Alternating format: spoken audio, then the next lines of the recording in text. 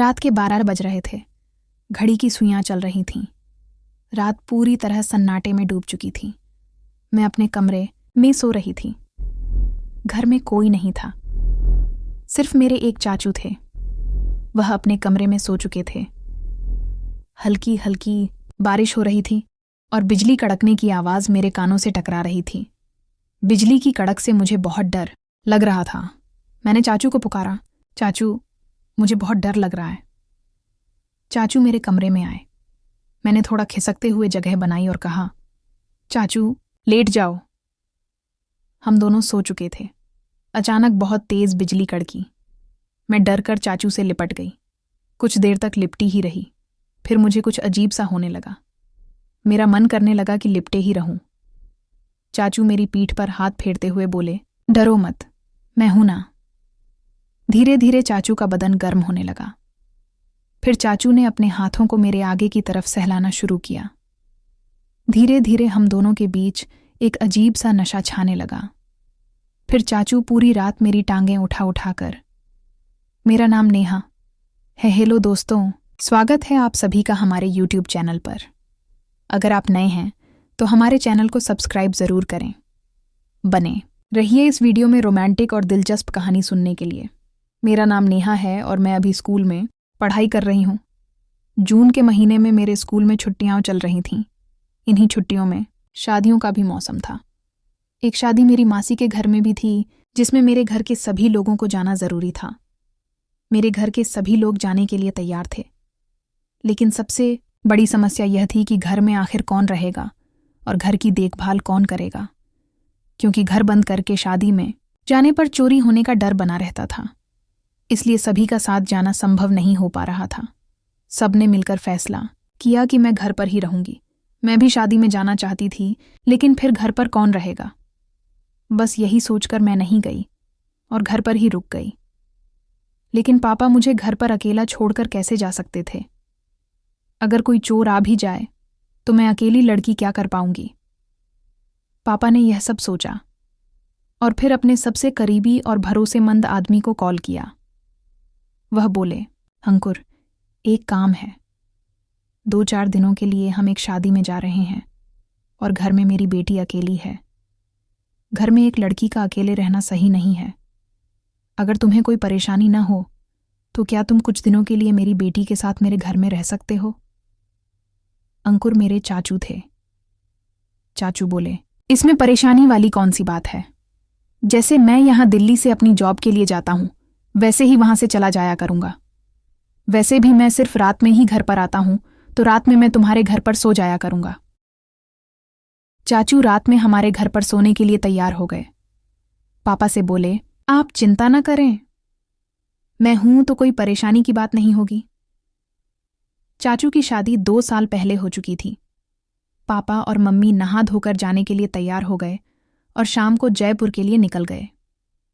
रात का भोजन और बातें उसके बाद शाम को जब चाचू आ रहे थे, तब उन्होंने मुझे कॉल की और पूछा, खाने में क्या खाओगी। मैंने कहा, चाचू थोड़ा मलाई कोफ्ता लेकर आना, क्योंकि मुझे मलाई कोफ्ता बहुत पसंद है।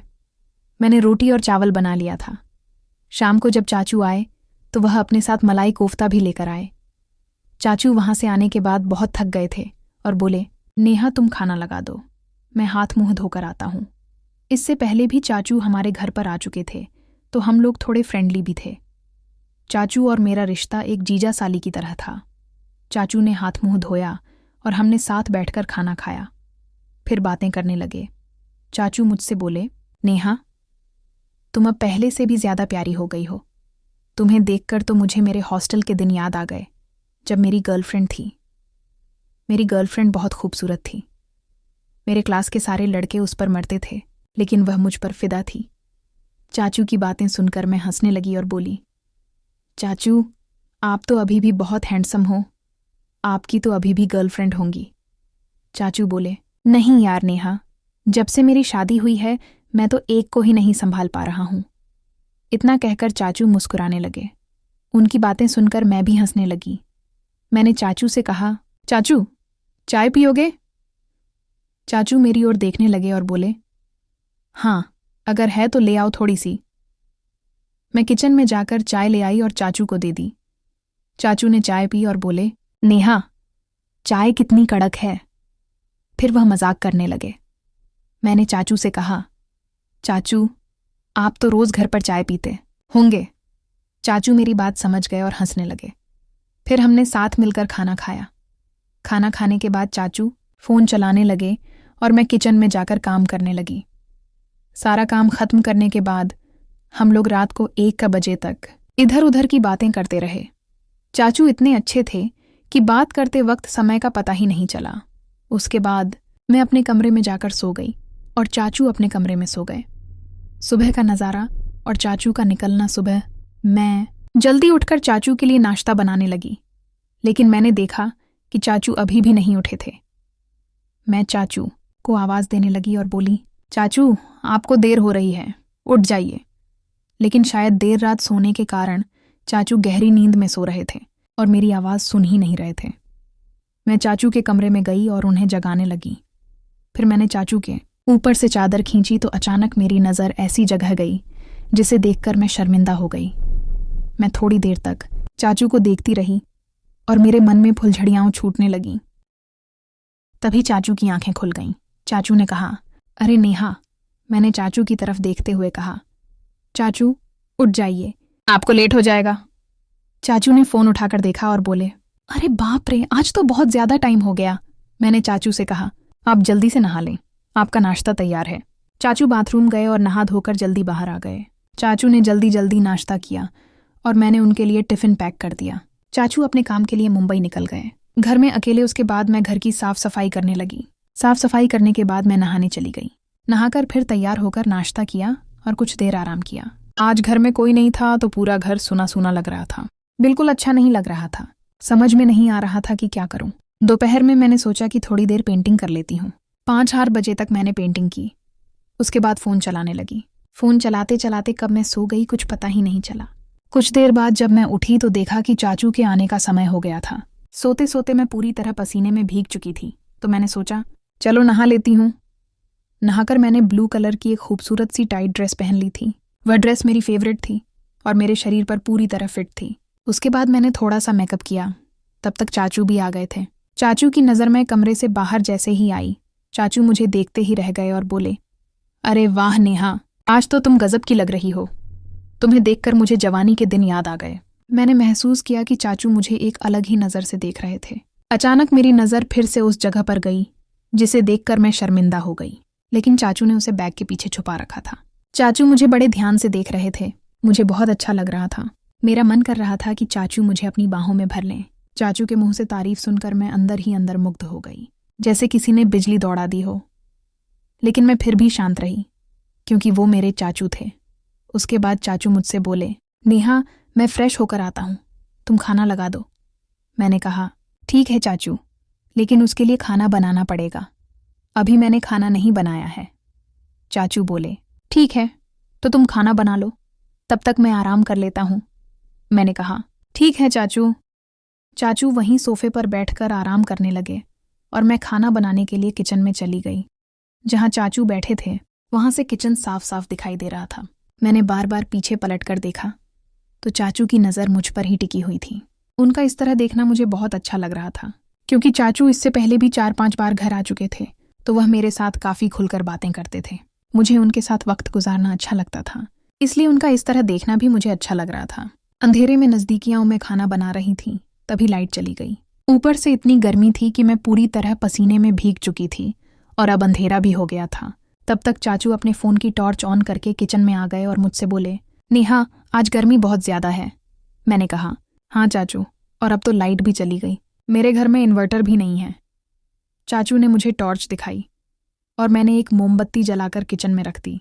चाचू बोले, नेहा, तुम पसीने में पूरी तरह भीग चुकी हो, तो क्या मैं थोड़ी बहुत मदद कर सकता हूँ? मैं भी बहुत परेशान थी, इसलिए मैंने हाँ कह दिया। चाचू खाना बनाने में मेरी मदद करने लगे। मैंने और चाचू ने मिलकर खाना बनाया और बातें करते रहे। थोड़ी ही देर में लाइट भी आ गई। चाचू मेरी तरफ देखने लगे। पसीने में भीगने की वजह से मेरा वजूद साफ दिखाई दे रहा था। मैं भी अब थोड़ा उनकी तरफ मुड़ गई ताकि वह आसानी से मुझे अच्छे से देख सकें। फिर मैंने चाचू से कहा, चाचू, आप आराम कर लीजिए, बस खाना तैयार होने वाला है। चाचू ने मेरी तरफ कूलर मोड़ दिया और आराम करने लगे। रात की मुलाकात कुछ देर बाद खाना बनकर तैयार हो गया। किचन में काम करने के बाद मैंने सोचा कि क्यों न नहा लिया जाए। चाचू सोफे पर बैठे बैठे अपना काम कर रहे थे। मैंने चाचू से कहा, चाचू मैं नहाने जा रही हूँ। चाचू बोले, ठीक है। मैंने नहाकर एक शॉर्ट फ्रॉक पहन ली जो चाचू ने मुझे जन्मदिन पर गिफ्ट की थी। आज जब मैं उस शॉर्ट ड्रेस को पहनकर आई तो चाचू की आंखें खुली की खुली रह गईं। चाचू मुझे देखकर खुश हो गए और बोले, ये तो वही कपड़ा है ना जो मैंने तुम्हें तुम्हारे जन्मदिन पर दिया था। मैंने कहा, हाँ चाचू, आपकी दी हुई ड्रेस मुझे बहुत पसंद आई। चाचू बोले, तुम इस कपड़े में वाकई बहुत खूबसूरत लग रही हो। मन ही नहीं करता कि तुमसे नज़र हटाऊं, मन करता है कि तुम्हें इसी तरह देखता रहूं। उनकी बात सुनकर मैंने शर्म से सिर झुका लिया। फिर मैंने और चाचू ने मिलकर खाना खाया और बहुत सारी बातें की। किचन का काम खत्म करके मैं चाचू के रूम में उनसे बात करने चली गई। कुछ देर बाद बात करते करते अचानक चाचू जोर से बोले, नेहा तुम्हारे गले पर छिपकली है। इस पर मैं बहुत चौंक गई और घबराते हुए दौड़कर चाचू के गले से लिपट गई। मुझे बहुत डर लग रहा था। इस पर चाचू हंसने लगे और बोले, अरे पगली, मैं तो मजाक कर रहा था, तुम तो सचमुच डर गई। मैंने कहा, चाचू ऐसा मजाक फिर कभी मत करना, मुझे छिपकली से बहुत डर लगता है। अभी भी मैं चाचू के गले लगी हुई थी। चाचू ने मुझे अपनी बाहों में समेट रखा था। मैं थोड़ी शर्माते हुए उनसे दूर हो गई। मैंने चाचू से सॉरी बोला, लेकिन चाचू ने कहा, अरे पगली, कोई बात नहीं है, हम दोनों तो मित्र हैं ना, तो इतना तो चलता है। वैसे भी मैं तुम्हें अपनी छोटी साली मानता हूँ। इतना कहकर चाचू मुस्कुरा दिए। उसके बाद चाचू बोले, आज तुम यहीं मेरे साथ सो जाओ क्योंकि तुम बहुत डरी हुई हो। इस पर मैं कुछ देर तक सोचने लगी, फिर खामोशी से चाचू के पास बैठ गई। तभी फिर से बिजली चली गई। रात के करीब 12 बजे का समय हो रहा था। तब चाचू ने अपने मोबाइल की लाइट ऑन की और कहा, चलो इससे अच्छा आज छत पर सो जाते हैं। इस बात पर मैं भी मान गई। चाचू बिस्तर और मैं मच्छरदानी लेकर छत पर आ गए। छत पर भी बहुत गर्मी थी और बिजली अभी तक नहीं आई थी, तो हमारे पास दूसरा कोई रास्ता नहीं था। कुछ देर लेटने के बाद मेरे शरीर से फिर से पसीना निकलने लगा। तब मैंने चाचू से कहा, यहाँ भी बहुत गर्मी लग रही है,